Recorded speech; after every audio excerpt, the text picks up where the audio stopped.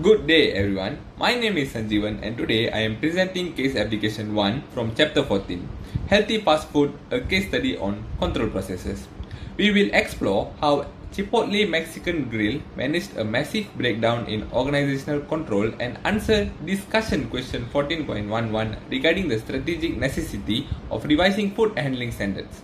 This case is a perfect illustration of how growth demands a total evolution of a company's control systems.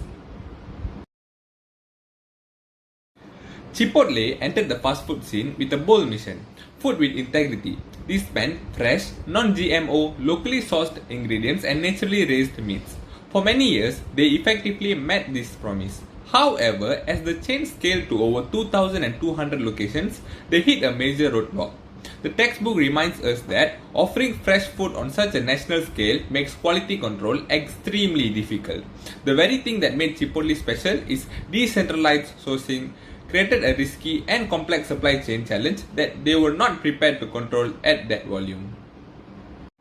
In 2015, that risk became a reality. It started with an E. coli outbreak in Seattle and was quickly followed by norovirus in California and salmonella in Minnesota. Over several months, more than 500 customers were sickened across 10 states. The impact was catastrophic. Sales dropped by 30%, stock value plummeted, and the company faced a wave of lawsuits. The root cause was the complexity of using hundreds of vendors combined with in-store preparation, which made it almost impossible to trace the source of contamination. To save the brand, management had to take immediate and basic corrective actions. They took the dramatic step of closing all stores for an afternoon to retrain every employee on new standards. Beyond training, they fundamentally changed their process by shifting food preparation to centralized kitchens and reducing the number of vendors, moving towards the model their competitor had used for years. Eventually, founder and CEO Steve Ells stepped down, allowing new management to lead a total turnaround focused on rebuilding consumer trust. In conclusion, the Chipotle story teaches us that organizational growth must be matched by updated control systems.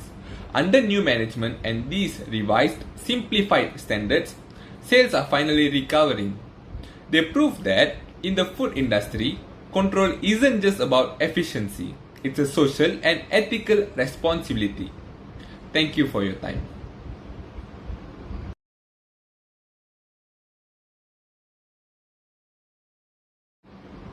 Now, let's address question 14.11. Why is it important for Chipotle to revise its food handling and food supply standards? The first reason is the safety and trust gap. Critics noted that while Chipotle was obsessed with quality and freshness, they had neglected basic safety. A brand promise is only as strong as its weakest link. By revising these standards, Chipotle acknowledged that food with integrity is impossible without food with safety. They needed these revisions to stop the medical outbreaks and begins the long process of earning back the trust of a sickened public. The second reason is strategic control and simplicity. As your slide notes, the more basic the food chain, the easier it is to control. Under the old model, having hundreds of vendors and doing all the dicing and chopping in store created too much complexity for effective monitoring.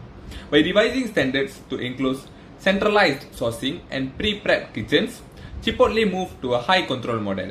This change was necessary to ensure that management could actually measure and compare performance against safety standards, which is the heart of the control process. Hi everyone, I'm HAOHAN. Today we are talking about the question 40.12, which currents would be the more important to trust it, feed forward connections of the feedback and explains. And the second question is, why is the level of the management contents and necessary? Question 40.12. Which connected would be more important of the chapters? Feed forward, connected or feedback expensive? And why is the level of the manager contract message? 1. Most important corners. Connector corners. Communication corner is the most query of the chiplet. It involves real-time monitoring of the installed food preparation, hardening, and integrates stronger quality activities where trusted contaminations issues. Original, for example, on style food pre at a local store. The next point is the code allows the medical connect of the unsafe practice. For example, improper food handling during the operation, prevent communicate food for the reaching causes, which directs address the brain's risk the footprint illness for the ease plants and preparation model. 2. Second important connect. Feed-forward connect. Feed-forward connect is the next key type. It focuses on preventing problems before they contact of skating sports. Traveling comes from the harness of the local wilderness and referring emerging staging at the stores. The next point is the targeting feed-forward connect reduce the risk of the connected rate increments internal traffic support cans, mixtures, and the root cause of its food safe case. And for example, the age of the fairness integratedness. Bridge corner would be more positive of training. Feed-forward connect of feedback. For example, why is the level of the management connect necessary? The third part is the least choices boarding.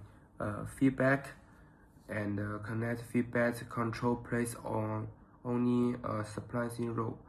It reduces post-increment date. For example, the cluster illness reports sales drops to fix issues after they happen. For chapter, this connect could only address problem after our breakdowns.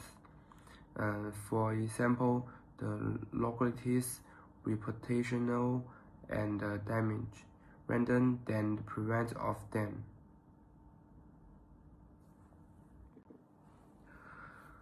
The fourth part is the trapped business model flash. Local stranding and install preparation creates a highly complex and frequent supply chain with the handling of the vendors and decolonized footprint. A single corner type, for example, only feedback, would fall to the covert and must reach the point. Supplies quickly install handling. A loyal team of the feed-forward preparation, continuations, real-time oversight, feedbacks, post-events improvements, and is need to management risk at every stage of these operations, and now with the promise of the food with increments, while ensure a food safety. Hello, I'm XING, and now I'm going to talk about question 43. The question is, how can the Chipotle make sure the employees are following the new food handling standards? This question is very important because the food safety problems can seriously damage a company. They can make customers sick and lose trust in the company. After the food contamination crisis, Chipotle must control employer behavior very carefully because the employers play a key role in the food safety. In my presentation, I will explain several simple and effective ways to this company can make sure the employees follow the new standards.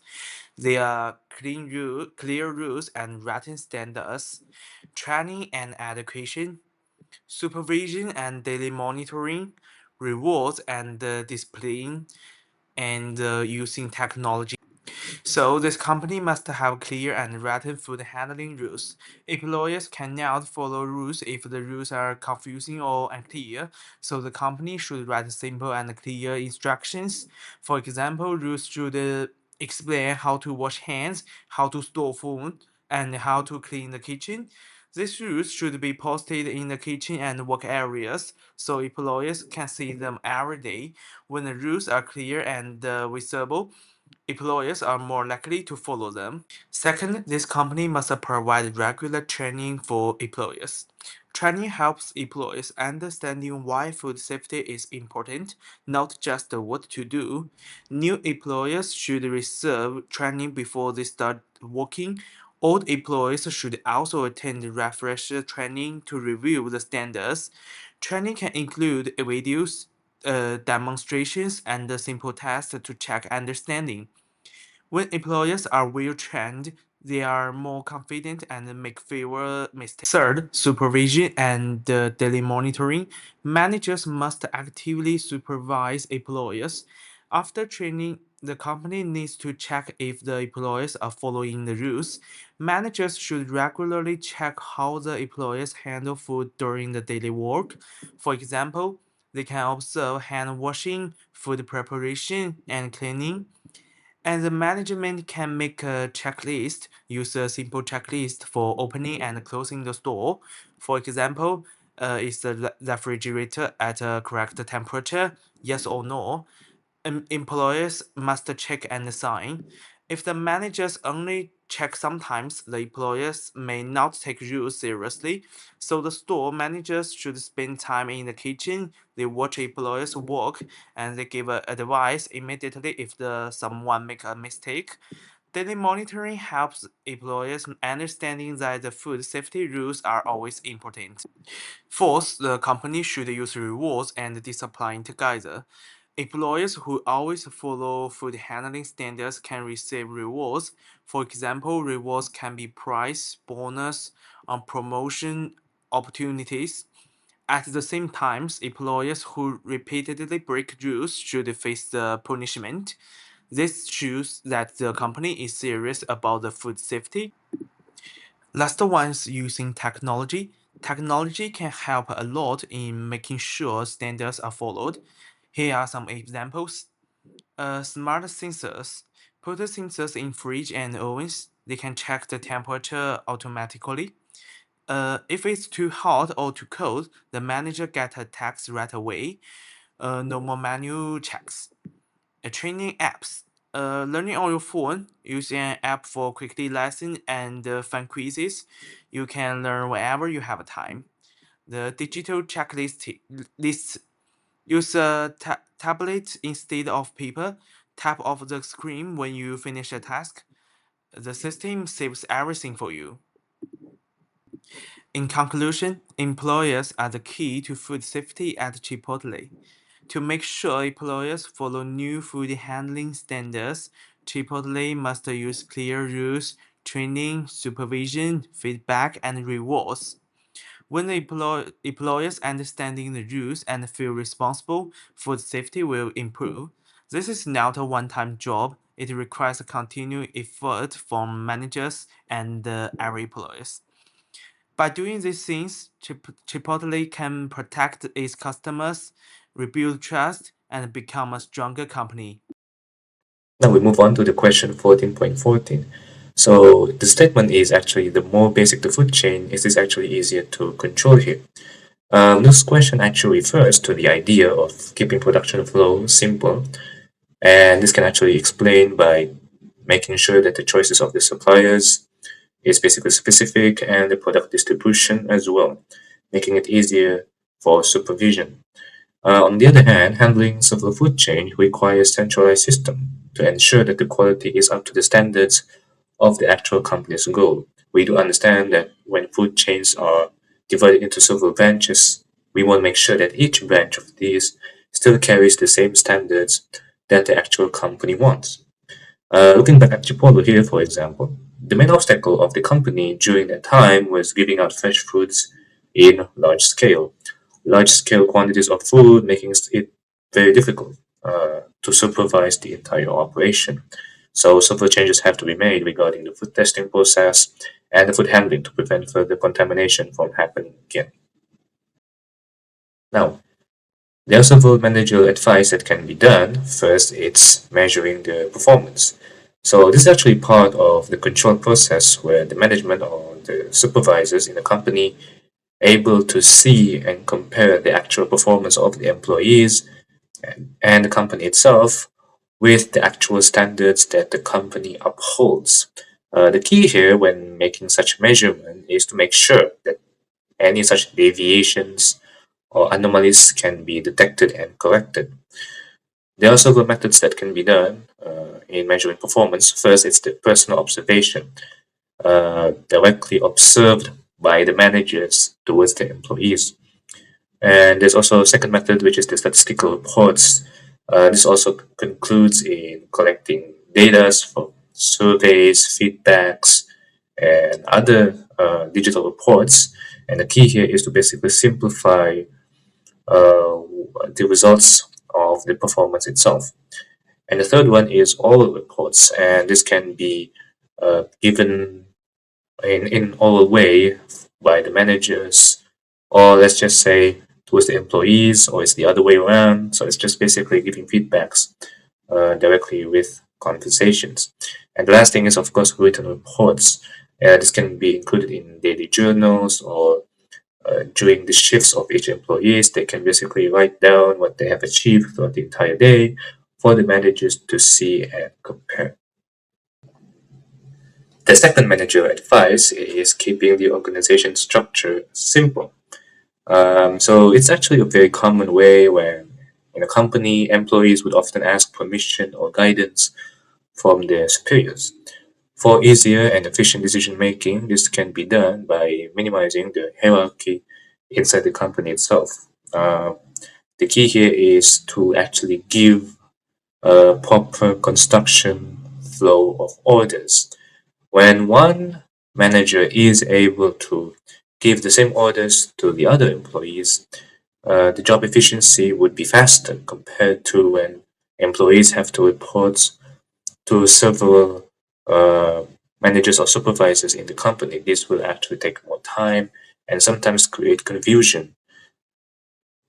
Why does this happen? Because once again, when there's too many supervisors on board, keeping an eye on one job desk, the employees won't be able to get such certainty on what they must do with the job. Not just when it comes to instructions, even the worst part is when they give in the paperwork.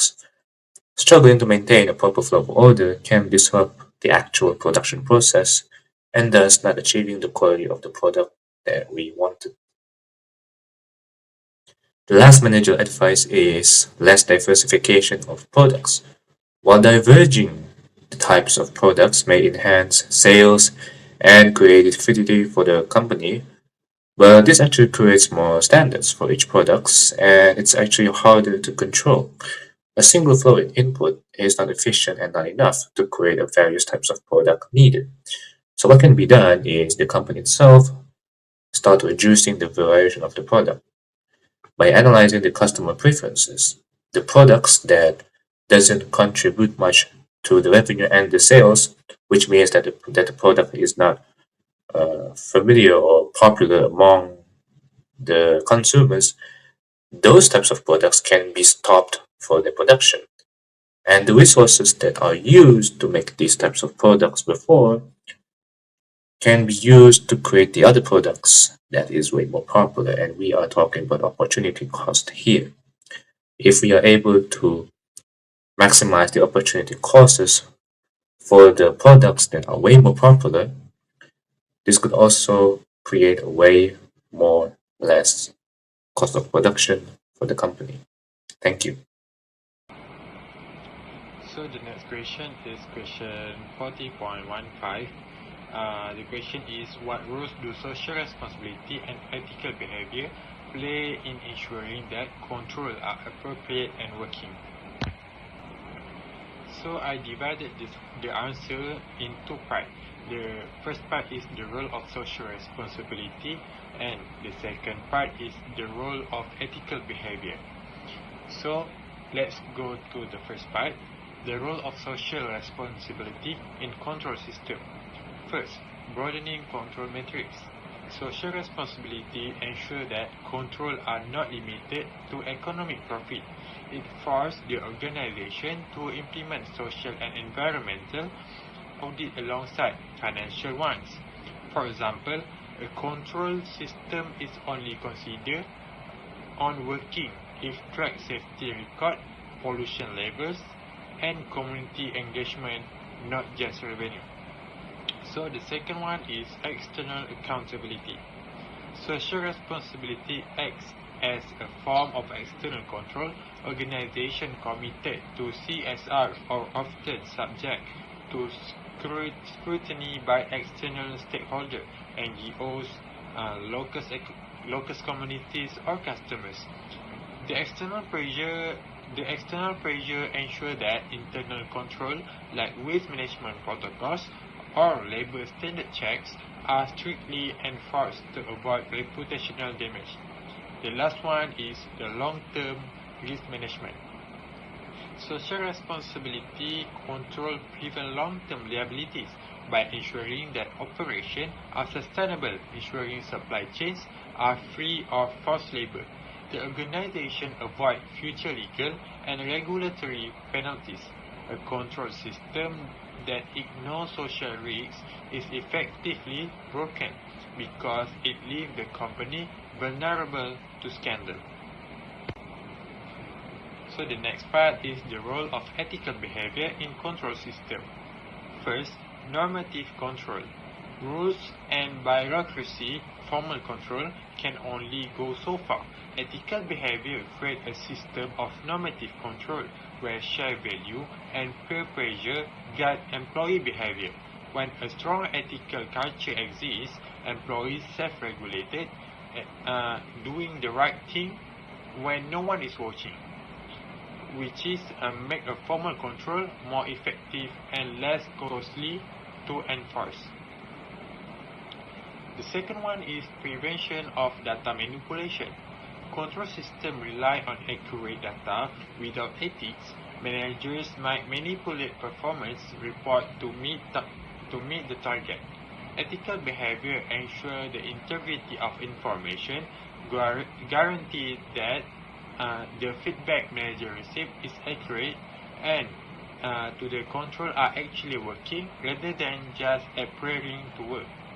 The last one is defining appropriate action. Action is ethic define the boundaries of acceptable corrective action. If a control system detects low performance, an unethical manager might fix it by cutting corner on safety or mistreating staff. An ethical framework ensures that corrective action remain within moral and legal boundaries, preventing the control system from driving toxic behavior. For the conclusion, effective control system cannot rely solely on rules and financial metrics.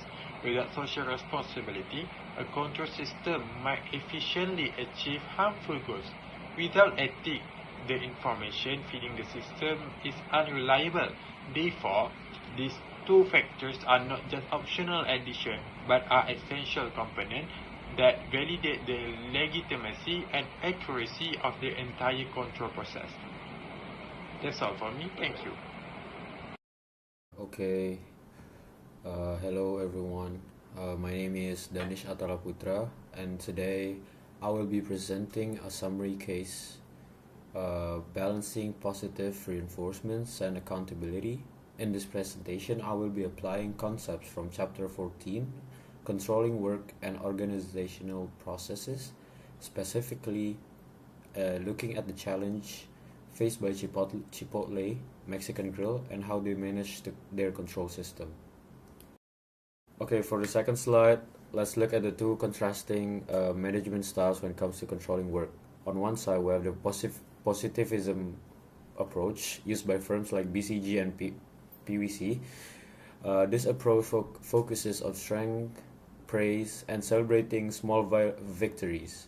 The goal here is to keep morale high and retain employee by minimizing the talk about their flaws. On the other side, we have the accountability approach, famously used by Netflix. This is what we call tough love or pro sports team mentality. In this system, just being educated isn't enough. It leads to severance. The aim here is strictly high performance standards. Okay, so for the third slide, let's apply this to a real world scenario. The Chipotle crisis in 2015. Chipotle faced a massive failure in control with outbreaks of E. coli, norovirus, and salmonella. The root cause was their highly complex supply chain and in-store preparation methods, which made it extremely difficult to trace contamination. Okay, so the management had to take immediate corrective action. This included the immediate store closures to retrain all staff, changing the process to a centralized kitchen and reducing the numbers of vendors to regain control, a major leadership change, where the founder eventually stepped down to allow for a new management. Okay, so for the last slide, in conclusion, this case teaches us that rapid business growth requires updated control systems. You cannot run big operation with small operation rules. For Chipotle, their slogan, "Food with Integrity," had to evolve to mean food with safety.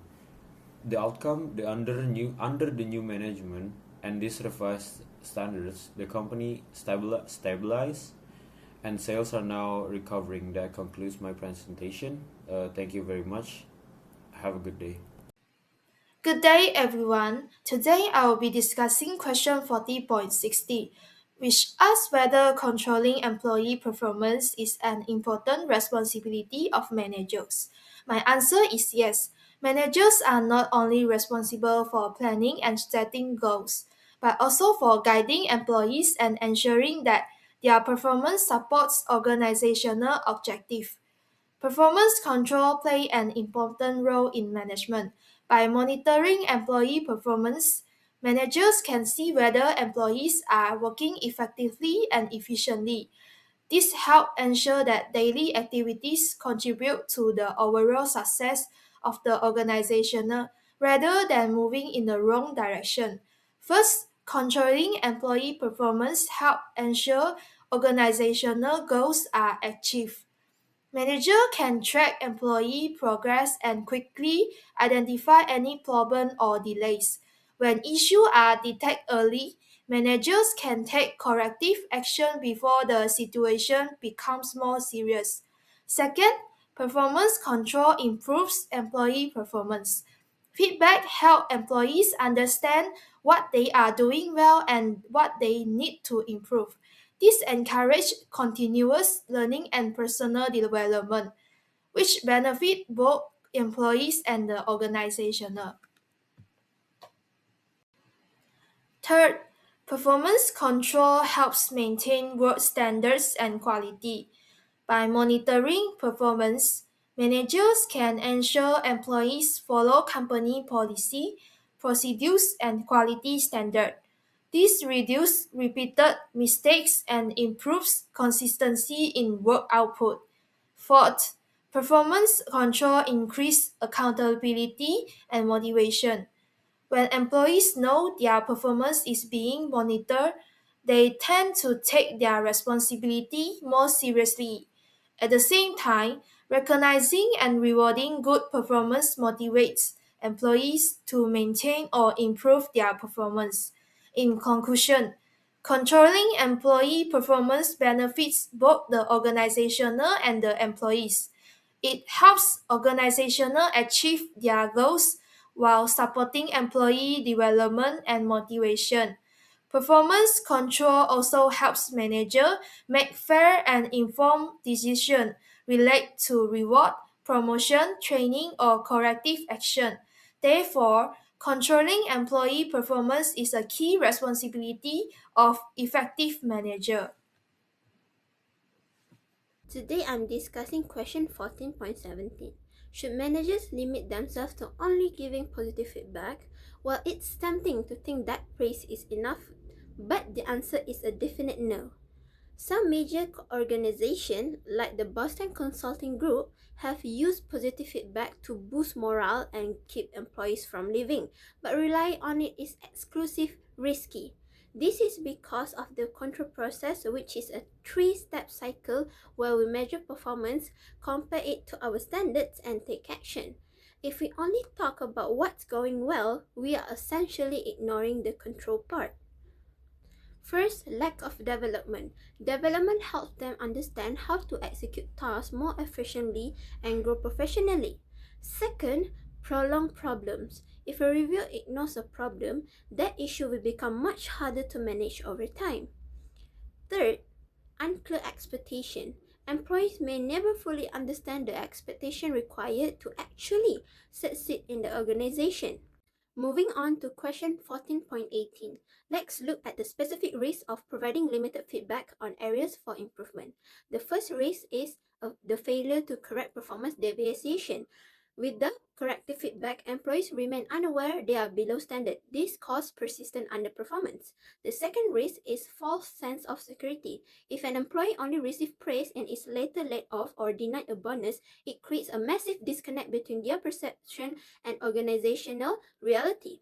And finally, we see an erosion of goal achievement. When managers minimize discussion on improvement, they weaken the entire organizational control system. Think of it this way. Planning provides goals, but control is the only way a manager knows if the goals are being met. If feedback is only positive, the manager loses the ability to hold employees accountable for specific targets. Next, I'm Tiara and I'm going to discuss question 14.19. Where would you be more comfortable? An organization with a performance review approach like Boston Consulting Group or one like Netflix? Before making a choice, we first need to look at the pros and cons of both approaches. Starting with BCG, the pros include managers focus on positive feedback and employee strengths. Second, it encourages motivation and morale through praise and recognition. Third, it reduces negative emotional reactions to performance reviews. Fourth, feedback control is used in a supportive way, helping employees feel safe to improve. This aligns with Chapter 14 idea that feedback can motivate employees. The cons of BCG are limited discussion of mistakes and weaknesses. Employees may not clearly understand performance gaps, corrective action may be delayed, and performance standards may not be strongly enforced. Now moving on to Netflix, the pros include managers provide direct and honest feedback. There are clear performance standards and expectations. Poor performance is corrected quickly. Strong feedback control ensures that goals are achieved as planned. This aligns with Chapter 14, emphasis on correcting deviations from standards. The cons of Netflix are it can create a high pressure and stressful environment. There is less tolerance for average performance. Employees may feel insecure or demotivated and may not be suitable for employees who need developmental support. So in my personal opinion, I work best under pressure and some people are, so I would feel more comfortable in an organization like Netflix. I appreciate that it provides direct and honest feedback, sets clear performance standards, and addresses poor performance quickly.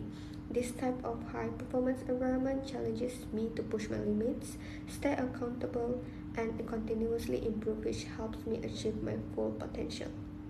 But for those who are more comfortable in an organization like BCG, the focus is on positive feedback and building on employee strengths. This supportive environment encourages motivation, reduces stress, and helps employees improve steadily. It's ideal for people who thrive when they feel recognized and guided as they grow. For career advice, this case shows that it's very important to understand an organization performance review and feedback culture before joining. From the case, we can see that companies like the Boston Consulting Group focus more on positive feedback and employee strengths, which helps to motivate employees and reduce stress. This type of environment is more suitable for individuals who value support, learning, and gradual improvement. On the other hand, for companies like Netflix use a tough love approach where performance expectations are very high and feedback is direct. This environment may suit employees who are confident, resilient, and able to handle pressure because average performance is not enough.